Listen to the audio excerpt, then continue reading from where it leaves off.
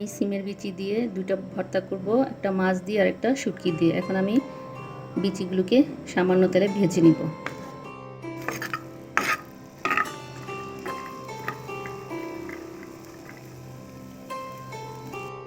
ভর্তার জন্য আমি চিংড়ি শুটকিটা একটু টেলে নিচ্ছি, অল্প একটু তেল দিয়ে, সরিষার তেল দিয়ে আমি টেলে নিচ্ছি। সিমের বিচি দিয়ে দু রকমের ভর্তা করব, এই জন্য রসুন আর পেঁয়াজগুলো ভেজে নিচ্ছি। খুব বেশি ভাজা লাগবে না, হালকা ভেজে নিলেই হবে। আর একটা নাগা মরিচ দিয়ে দিচ্ছি এটার মধ্যে।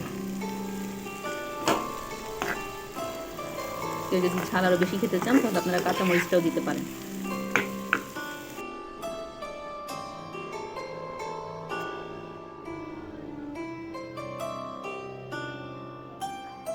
কাঁচা সিমের বিচি, ভাজা রসুন আর পেঁয়াজ,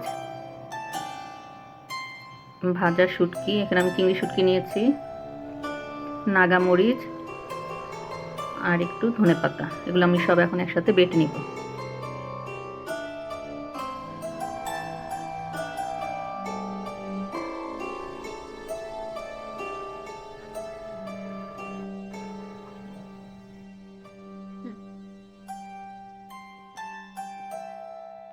আমি এখন দ্বিতীয় ভর্তাটা করব, এই জন্য প্রথমে নিয়ে নিচ্ছি সিমের বিচি ভাজা,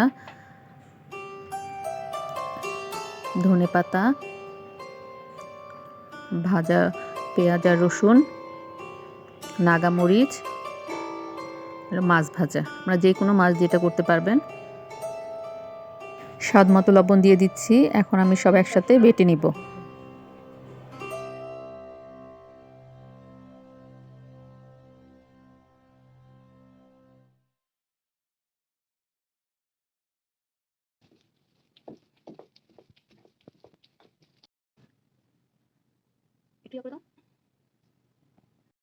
এভাবেই তৈরি করে ফেললাম সিমের বিচি দিয়ে মজাদার দুটি ভর্তা।